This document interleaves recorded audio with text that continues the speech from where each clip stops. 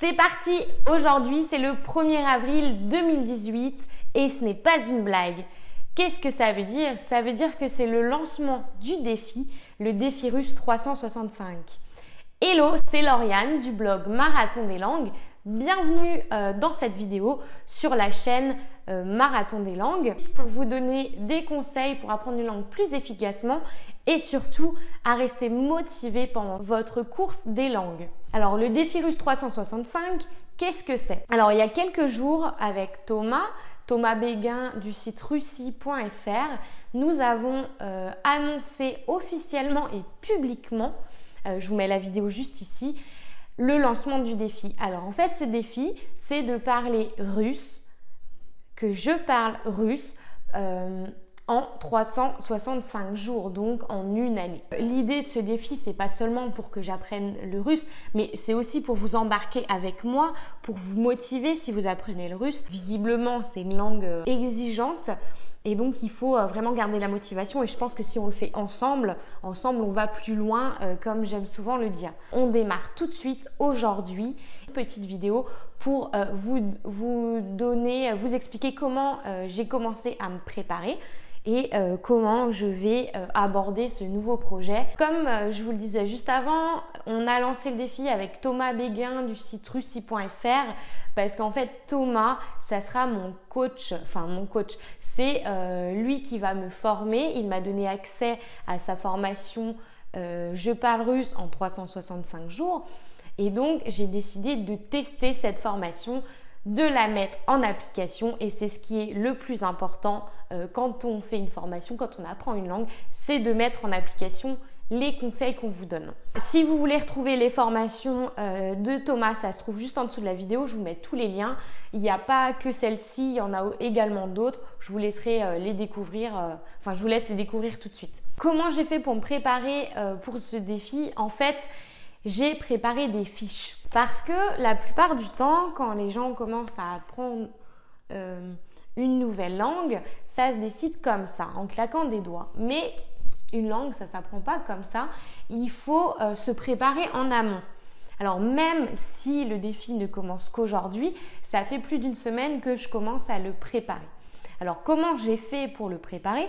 Pour être sûr d'aller au bout des 365 jours, pour être sûr de réussir d'atteindre mon objectif, eh bien, c'est comme un marathon. On ne va pas partir du jour au lendemain, on ne va pas décider comme ça, je vais faire un marathon. Il faut se préparer, il faut un coach, il faut un plan d'entraînement, il faut des bonnes baskets. Et ça, c'est 3 éléments essentiels pour aller jusqu'au bout du marathon, pour passer la ligne d'arrivée. Et donc avec les langues, c'est pareil. Si vous voulez franchir la ligne d'arrivée avec votre objectif d'enfin parler une langue, donc il faut être bien préparé comme vous l'avez compris. Donc les fiches dont je voulais vous parler. Alors pour commencer, ces fiches-là, vous pouvez les récupérer juste en dessous de la vidéo. Hein. Je les ai faites justement pour que vous puissiez vous aussi les utiliser. Et si vous voulez me suivre dans le défi russe, je vous explique tout de suite de quoi il s'agit. Alors vous allez trouver la fiche numéro 1, je vous la montre juste ici. Fiche numéro 1, je l'appelle la fiche fourre-tout. Alors pourquoi je l'appelle comme ça? Parce qu'en fait je me suis basée sur la méthode GTD. Donc ça je vous mets le lien également juste en dessous. Si vous voulez aller voir plus dans le détail cette méthode, c'est la méthode Getting Things Done de David Allen, qui est une méthode d'organisation en fait. Donc je ne vais pas rentrer dans le détail, mais je me suis inspirée de cette méthode pour créer ça. Donc tout simplement, sur cette fiche, j'ai tout écrit. Tout écrit, c'est pour ça que je l'appelle la fiche fourre-tout. J'ai écrit tout ce qui m'était passé par la tête pour réussir. Donc j'ai écrit par exemple des noms de ressources. J'ai écrit, allez, pour vous donner un exemple, apprendre 5 à 10 mots par jour, définir un créneau quotidien, parler russe en 365 jours, récompense à l'échéance un voyage à Moscou. Donc vous voyez, ça part vraiment dans tous les sens, il n'y a pas de logique et c'est justement ça, tout ce qui vous passe par la tête, vous la mettez dedans, on triera juste après. Donc, vous mettez toutes vos idées, tout ce qui est important. Ensuite, la deuxième fiche, donc on récupère des éléments qui sont dans la première, c'est la fiche objectif.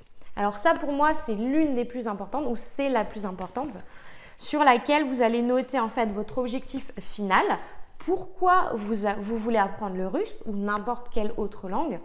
En fait, c'est ce qui va définir votre parcours de réussite. Si vous n'avez pas un objectif précis qui vous parle, qui soit quelque chose pour lequel, qui réponde à un pourquoi fort, pourquoi vous apprenez la langue, en fait, dès que vous aurez un coup de mou, dès que vous revenez à cet objectif, vous allez lire, vous dites « Ah ouais, c'est vrai, je ne peux pas abandonner, c'est trop fort, il faut que ça vous parle. Il faut qu'il y ait de l'émotion limite dedans, quoi. » Vous ne pouvez pas écrire, par exemple, « Je veux apprendre le russe parce que je veux parler russe. » Souvent, j'entends ça, j'apprends l'anglais parce qu'il faut parler anglais. Mais non, ça ne veut rien dire. Tout le monde dit ça. Il n'y a pas de… Quand vous allez lire ça, ça ne va pas vous mettre un coup de pied aux fesses et bam, on repart. Donc là, l'idée, c'est que voilà, vous écrivez votre objectif final. Et donc, j'écris en utilisant la méthode SMART. Donc, la méthode SMART, c'est une méthode pour fixer des objectifs. Donc, ça veut dire qu'il faut qu'il soit précis, il faut qu'il y ait une échéance de début, de fin. Il faut, il y a plusieurs critères, je vous laisse le découvrir. Et donc, pour vous donner l'exemple de la mienne, je veux apprendre à parler russe pour être capable de comprendre la culture du pays en parlant avec des natifs lors de mon prochain voyage à Moscou dans 1 an, échéance. Et je souhaite inspirer et motiver un maximum de personnes pour qu'ils osent réaliser leurs rêves parler russe en suivant ce défi. Je me donne 365 jours pour atteindre le niveau C1. Le défi commence le 1er avril 2018. Ma récompense sera un voyage à Moscou. Et donc, quand je vous dis que votre objectif doit être précis, il doit être ambitieux aussi. Donc, le niveau C1, visiblement, c'est accessible, mais avec beaucoup de travail. Parce que comme Thomas me l'a dit dans l'autre vidéo, on acquiert plutôt un niveau B1, B2 selon le travail fourni avec sa formation. Mais je suis convaincue qu'en y mettant, pour obtenir des résultats, il faut travailler. Et plus on travaille, plus on a de résultats. C'est logique. Donc, c'est pour ça que j'aime bien toujours mettre la barre un peu plus haute. Et on verra comment je me débrouille avec ça. Et ensuite, vous avez les objectifs à court terme. Donc, je vous ai mis un exemple. Il faut vous fixer un objectif à 6 mois, un objectif mensuel, un objectif quotidien, un objectif mensuel et même hebdo. Ça, je vous laisse découvrir tout ça. C'est important parce qu'en fait, le fait de l'écrire, ça vous engage envers vous-même et ça vous donne le plan d'action de la semaine, tout simplement. Fiche 3, la fiche des ressources. Alors là-dedans, vous allez écrire toutes les ressources que vous connaissez, dont on va vous parler. Donc moi, la première, c'est la formation russie.fr. Je parle russe en 365 jours de Thomas parce que ça sera mon socle principal. Et j'ai ajouté Assimil, Mondly, j'en ai ajouté plein d'autres. J'ai ajouté aussi, on m'avait conseillé, c'est Arnaud qui m'a conseillé. J'ai noté ça où? Non, je l'ai écrit ailleurs. Faut d'ailleurs que je le rajoute dans ma fiche. Arnaud qui m'a conseillé sur YouTube l'application Telegram pour parler avec des natifs et vk.com. Donc ça, j'irai vérifier tout ça, je ne l'ai pas encore fait. Mais ça, voilà, on le met sur sa fiche. Même si on ne le fait pas tout de suite, on sait qu'on a notre réservoir ici. Et quand on va se lasser un petit peu de tout ça, on y revient, on lit « Ah oui, tiens, je ne l'ai pas encore testé. C'est vrai que j'avais noté ça. » Et donc, voilà. 4e fiche, fiche des actions. Alors ça, c'est pareil, on reprend encore ce qu'on avait trouvé dans la fiche numéro 1 avec les actions à faire. Alors, moi, qu'est-ce que j'écris? Première action, annoncer publiquement mon objectif. Je crois que c'est fait et que maintenant, j'ai plus le choix. Je vous l'ai annoncé, il faut que je le fasse. Ça, c'est un très bon exemple une très bonne source de motivation pour le faire. Si vous l'annoncez à tout le monde, vous vous sentez engagé parce que vous n'avez pas envie de décevoir les gens en disant, quand on va vous dire alors t'en es où dans ton défi, j'ai abandonné, c'était trop difficile. Vous n'avez pas envie de dire ça, donc du coup ça vous met un petit coup de pied au cul pour le faire. J'avais écrit acheter un cahier, acheter un calepin. Donc tout ça c'est fait. Je vais vous montrer ça juste après. Un truc hyper important, je vous laisserai la découvrir encore une fois, mais un truc hyper important, c'est se répéter chaque jour je suis capable et j'y arriverai. Ça, ça vous paraît peut-être bête, mais le fait de visualiser ça et de se dire je suis capable, je me suis engagée, je me suis engagée à remplir cet objectif. Si je me dis tous les jours, c'est trop dur, j'y arrive pas, c'est nul, c'est du russe. Enfin, si vous partez comme ça en vous disant que vous n'êtes pas capable, vous pouvez être sûr que dans 15 jours, vous avez terminé, quoi. Arrêtez de vous dire que vous n'avez pas les capacités, parce qu'on a tous les capacités d'apprendre une langue. On parle tous français. Donc, on a tous été capables d'apprendre une première langue. Pourquoi on ne serait pas capable d'apprendre une deuxième, une troisième ou une quatrième, enfin une cinquième, je ne sais plus compter. Mais voilà, ayez foi, ayez confiance dans votre projet et dans vos capacités. Ça va vraiment vous amener à votre objectif. Voilà, c'était la minute un petit peu, je vous mets un coup de boost. De quoi je voulais vous parler aussi, donc les fiches. Oui, donc je vous ai dit que j'étais allée m'acheter des cahiers. Alors, pourquoi je l'ai fait avant le défi? Pour être sûre d'avoir toutes mes affaires en ordre avant de commencer, ne pas devoir courir à droite à gauche, tiens non ça je vais pas le faire parce que j'ai pas encore mes affaires. Non, là j'ai tout, j'ai aucune excuse. Alors pourquoi 3 cahiers? Bon, j'ai pris la couleur verte parce que ça me plaît. Rappelez-vous qu'il faut toujours se faire plaisir. C'est qu'un cahier, mais c'est une petite notion de plaisir, il faut. Un petit calepin pour écrire le vocabulaire. Tous les mots de vocabulaire seront dans ce calepin. Deuxième calepin, fixer mes objectifs. Les écrire, les rayer chaque jour. Bon, je suis hyper organisée, j'adore être organisée. Après, chacun s'organise comme il veut, mais je vous donne des conseils qui, je sais, fonctionnent. Et ça, en plus, c'est ça que je voulais vous dire aussi. C'est des conseils que je vous donne depuis plusieurs mois sur le blog et que j'ai un petit peu lâché moi-même dans mon apprentissage. Parce que vous savez que les cordonniers sont souvent les plus mal chaussés. Et donc, je vous donnais des conseils que je ne mettais plus en application. Donc, c'est pour ça que j'ai fait un petit peu toute cette préparation en reprenant tous les conseils que je vous donne pour les appliquer moi-même et pour vous montrer que ça fonctionne. Alors, je reprends avec mon 3e cahier. Ça sera un cahier un petit peu fourre-tout en fait. Je vais mettre, je sais pas, des petites règles de grammaire, de conjugaison, de déclinaison parce qu'apparemment, il y en a beaucoup en russe. Donc, il est tout petit. Hein. Je pense que j'en aurai besoin de 2, 3, 4, voire plus, je ne sais pas. Voilà.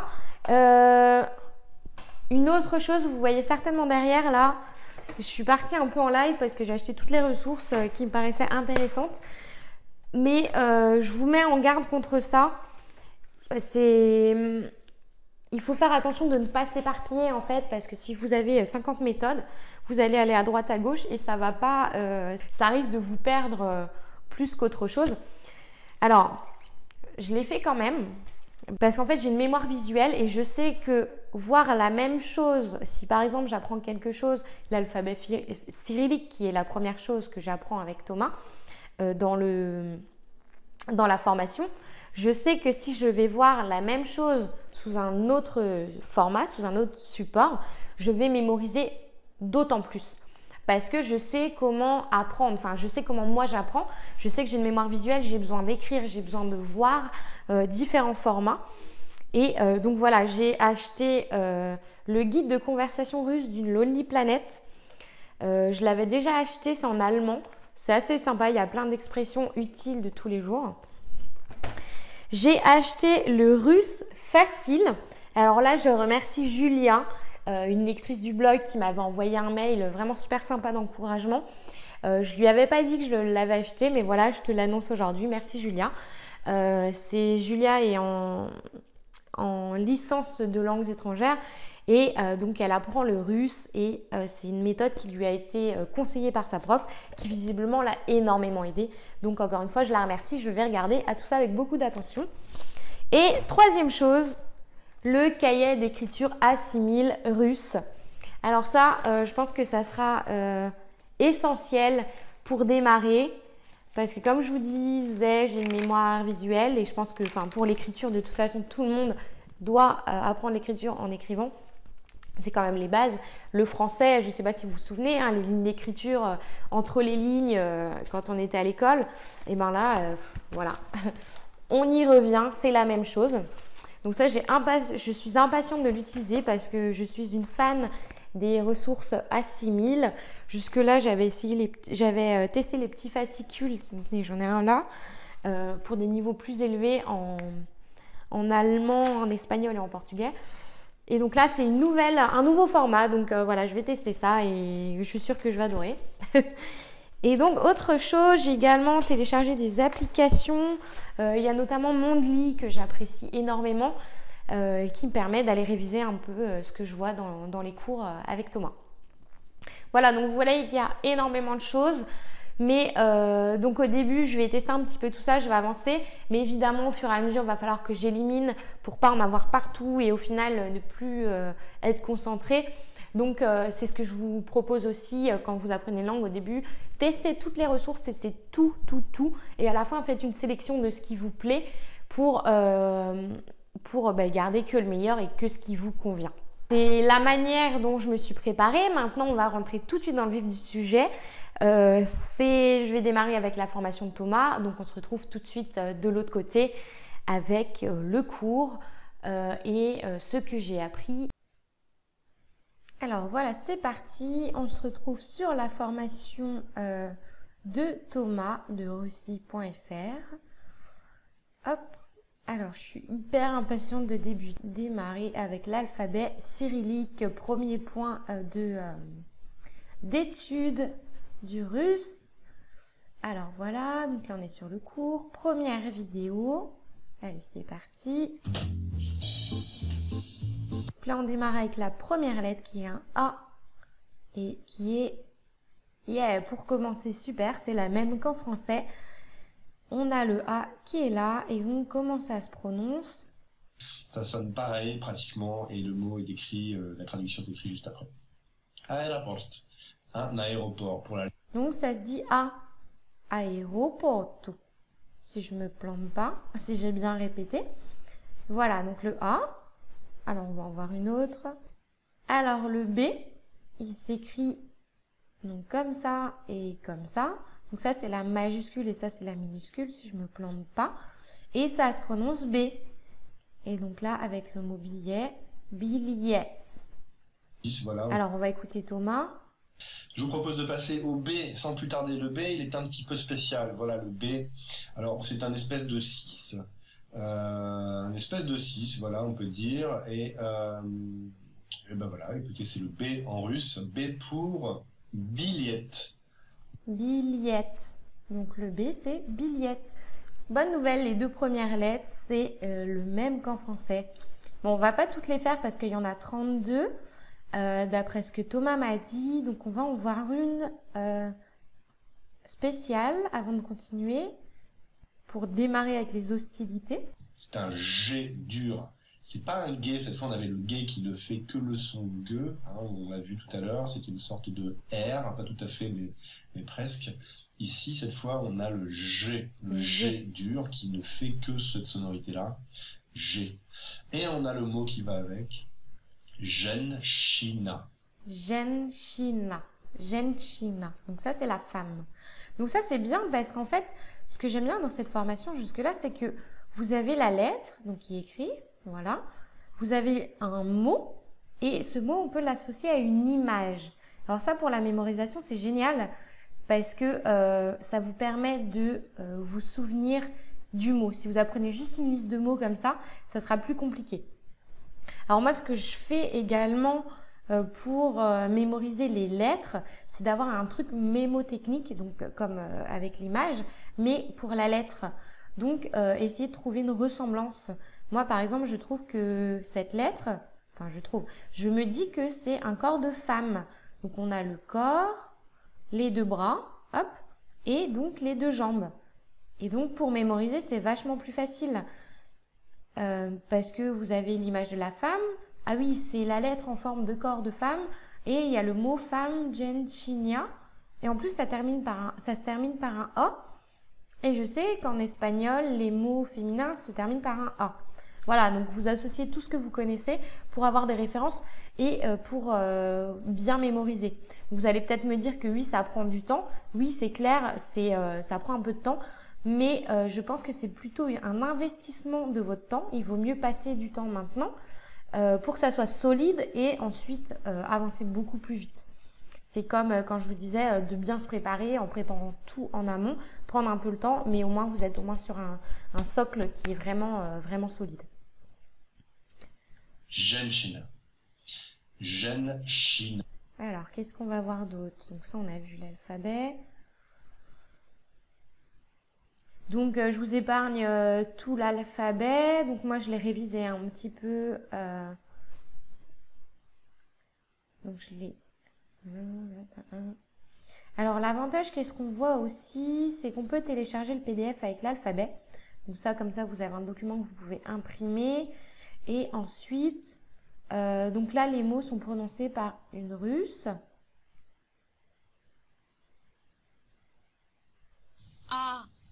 Aéroport. Aéroport. Et l'avantage avec ça, c'est qu'en plus, on peut s'enregistrer. Voilà, je vais le faire en live. Alors, on va autoriser. Alors, le premier mot, c'est aéroport. Le deuxième. Billet. B. Billette. Billette. Donc ça, ce que je devrais faire, en fait, c'est en faire une par mot et la renommer et la sauvegarder. Comme ça, d'ici quelques mois, ou peut-être dans une année, ou même au bout de quelques semaines, je pourrais revenir les écouter. Alors, l'avantage de ça, c'est que vous pouvez vous comparer, en fait, avec votre prononciation. Donc, la mienne. Alors, le premier mot, c'est aéroport. Le deuxième. Billet. B. Billette. Voilà. Donc, je peux me comparer avec la bonne prononciation et ça me permet de voir la marge de progrès. Et en plus, c'est super parce que d'ici quelques semaines, je pourrai voir mes progrès et ça permet de mesurer ces progrès. Et ça, c'est hyper important pour avancer. Donc voilà, il y a pas mal de choses dans ce cours. Il y a 3 vidéos. La première, elle dure 40 minutes.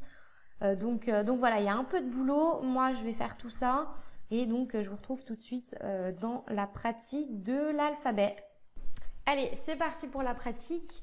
Donc, en fait, j'ai un petit peu triché parce que vous voyez que finalement, j'ai déjà commencé. Je vous avais dit que je commençais le 1er avril. C'est le cas.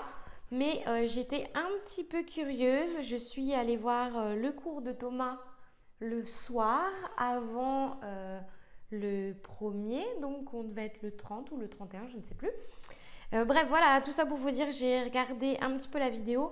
Et le matin, en me levant, j'ai un petit peu pratiqué. Donc, vous voyez à quoi ça ressemble. Moi, j'écris très mal, mais bon, c'est pas grave. J'ai pas mal écrit et pratiqué. Et ça, c'est pour mémoriser. Je pense qu'il n'y a pas mieux. Donc, voilà, pour le faire en live avec vous. Alors, qu'est-ce que j'ai appris comme lettre? Allez, sans tricher, je vais prendre une feuille. Donc, ça, c'est des brouillons. Une feuille vierge. Allez, je vais pas regarder. Alors, le A, bon, vous fiez pas à ce que je vais écrire, hein, je peux faire des erreurs évidemment, je peux mal les écrire ou voilà, je suis en phase d'apprentissage, je suis comme vous. Alors, on va commencer par la première, le A, donc qui se prononce A et qui se dit A, donc ça c'est facile. On va se challenger un peu plus, on va revenir à la lettre donc celle-ci, c'est le G. Alors, moi je l'écris comme ça. Je crois que ça se prononce de cette manière, gay. Hop. Alors, celle-ci, elle est rentrée super rapidement. Alors, qu'est-ce qu'on a d'autre? Bon, il y a 32 lettres, donc il y a du boulot. On va pas toutes les faire, mais on va reprendre... Allez, réfléchissons. Le F. Le F, c'est comme ça ou comme ça. Alors, F. Voilà. Donc ça, c'est le son F, là, F. On a, qu'est-ce qu'on a d'autre? Le M, facile. Et il descend juste un petit peu là. Donc M, c'est le son M. Alors, petit test qui peut être confusant. Alors, une petite lettre qui peut être confusant, c'est celui-là. Ce n'est pas un P, mais c'est le son R. Alors là, pour pas les mélanger, bon courage. Donc, je pense au son, au mot, c'est gâteau. Ça doit être torte. Alors, du coup, pour l'écrire, donc du coup, ça s'écrirait comme ça, en prononciation, torte. Mais du coup, ça s'écrirait. Alors, le T, c'est un T. Le O, ça doit être un O.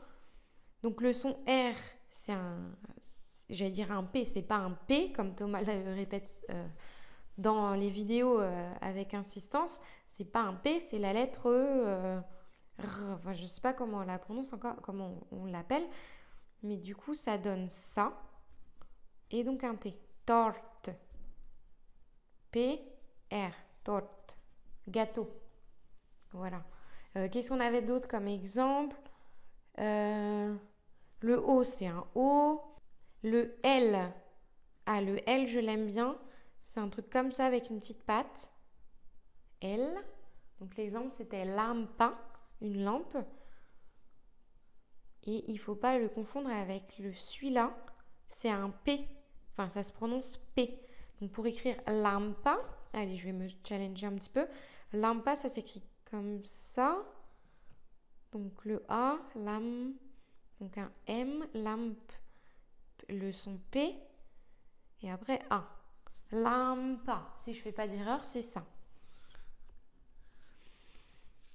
Maintenant, on va dire... Allez. Chat. Attendez, le chat, j'ai un doute, c'est ça, je crois. Non, ça c'est tché.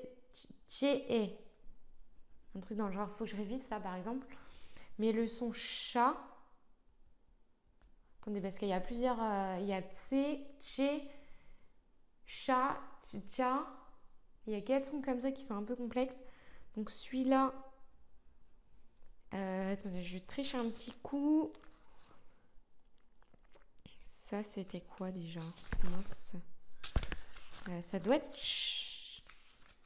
Je l'avais noté quelque part. Oui, c'est tché. Le son comme ça, le tché. Ah, ben pour ça, il faut que je pense à Cuba. Le tché. On va se dire, il avait une petite moustache comme ça. Hop, le tché. Ça, c'est pas un H, c'est un N. Enfin, c'est le son N. Le I, le son I, c'est comme un N à l'envers. Ça, c'est un I.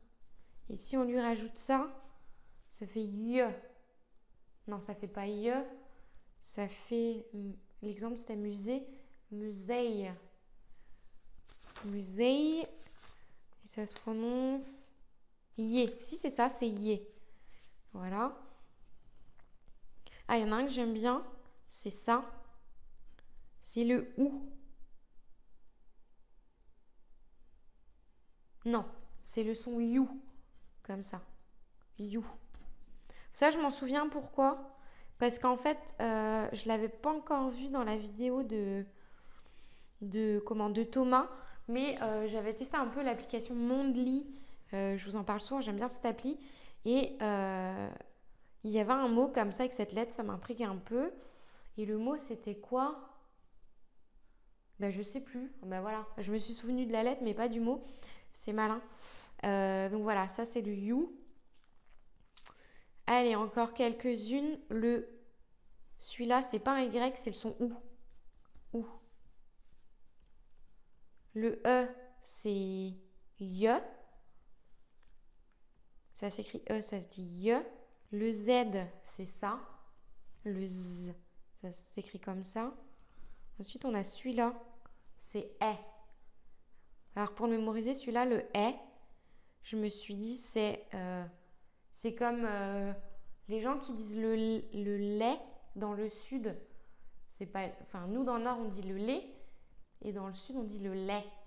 Donc, du coup, je pense à ça. Lait. Amène-moi le lait. Voilà, c'est bête, mais ça fonctionne visiblement. Qu'est-ce qu'on a d'autre? On a celui-ci qui est un peu spécial, qui ressemble à celui-là, qui est le... Merde, je sais plus ce que c'est ça. Qu'est-ce que j'avais écrit?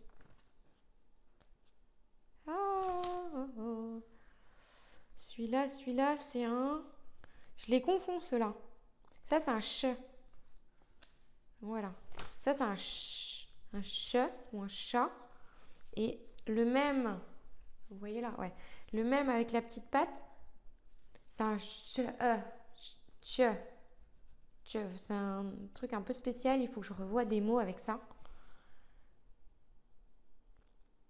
On a aussi le corps de femme.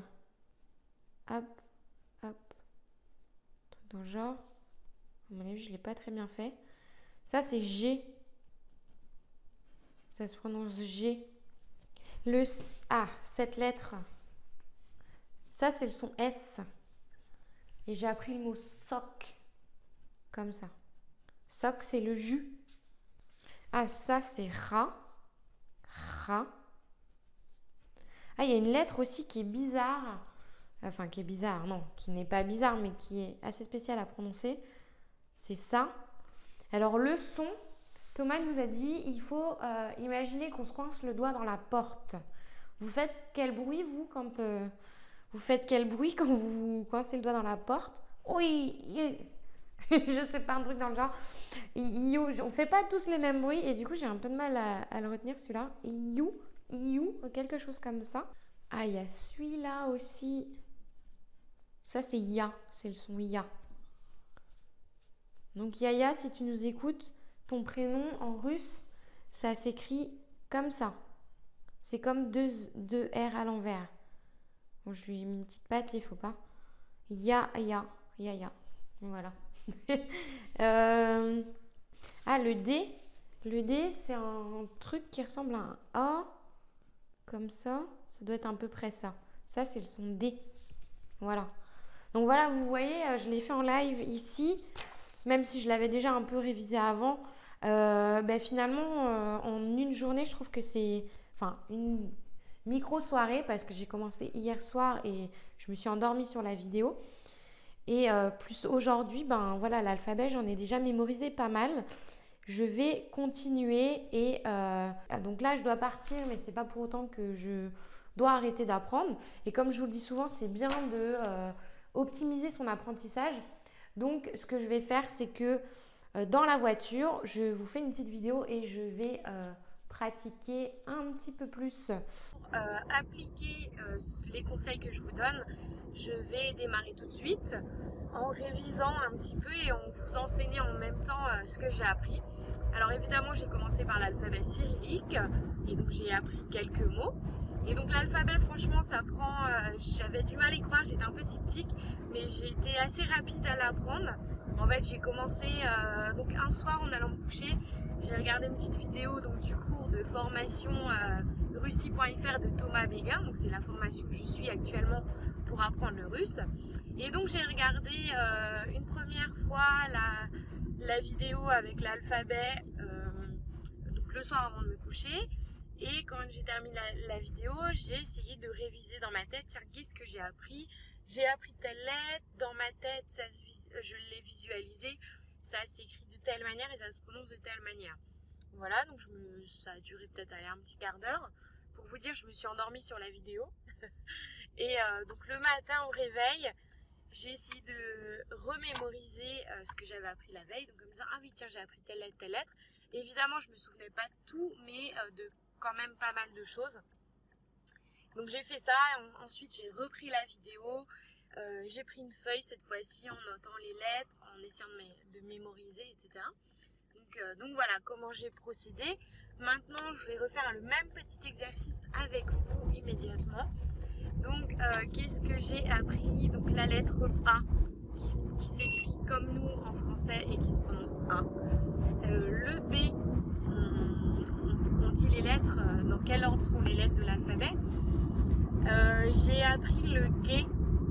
Alors le G, c'est un espèce de T, mais il manque la barre de gauche et ça se prononce G. Et donc Ah oui, quelque chose que je voulais ajouter aussi. Pour mémoriser l'alphabet, les lettres de l'alphabet cyrillique, qu'est-ce que j'ai fait? C'est qu'à chaque lettre, j'ai trouvé un truc mnémotechnique pour m'en souvenir. Donc pour ça, par exemple, le G, pour vous donner un exemple, donc le T avec juste la barre à droite, j'ai pensé, ça se prononce G. Je sais pas si je le prononce 100% bien, mais pour moi c'est ça, G. Et donc ça m'a fait penser au film R. Vous savez, les hommes préhistoriques là, où je sais plus qui sont les acteurs, enfin c'est un film comique, un peu lourdingue, mais qui me fait rire. Et ils savent pas, enfin tout le monde s'appelle Guy dans le film. Non, tout le monde s'appelle R. Oui, c'est ça, hein, je dis pas de bêtises. Tout le monde s'appelle R. Et il y en a un jour qui s'appelle Guy. Et en fait, ils n'arrivent pas à le prononcer. Ils disent G, G. Et donc j'ai pensé à cette image du G. Et le T, ça me fait penser à une arme. Alors je pense à leur machette par exemple. Voilà, donc j'ai cette image en tête.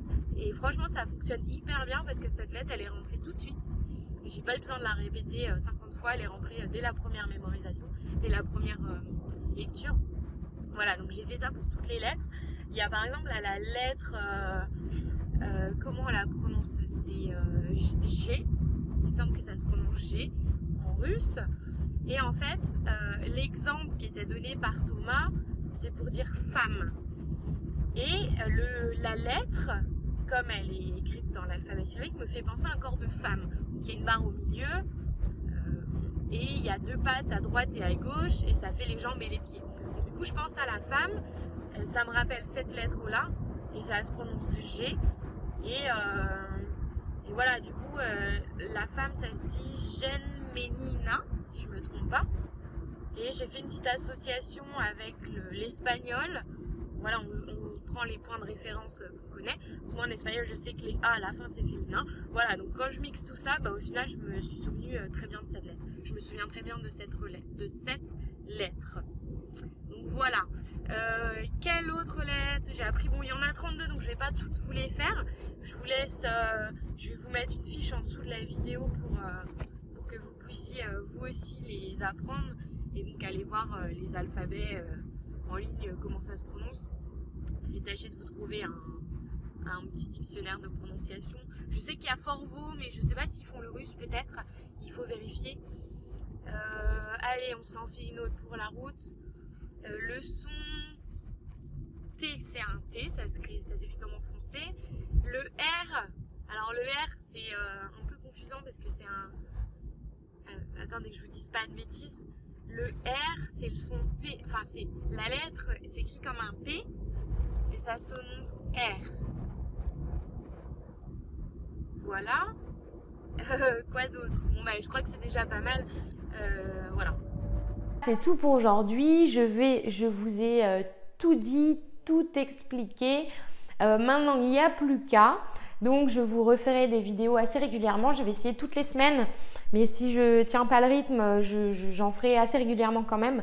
Plusieurs fois dans le mois pour vous donner des fiches de méthode, des fiches pédagogiques pour vous aider à avancer dans le russe avec moi parce qu'on est plus fort ensemble, on va plus loin ensemble et je pense que c'est super de se motiver, de s'aider pour réaliser ses objectifs. Donc voilà, j'espère que vous avez apprécié tous ces conseils. N'oubliez pas de télécharger la fiche juste en dessous, enfin les fiches pour bien démarrer et donc apprendre une langue jusqu'à la ligne d'arrivée. J'espère que cette vidéo vous a plu. Si c'est le cas, surtout n'hésitez pas à la liker, à la partager si vous pensez que d'autres personnes pourraient en avoir besoin. Et donc moi je vous dis à très vite dans la prochaine vidéo et souhaitez-moi bonne chance. Das vidania.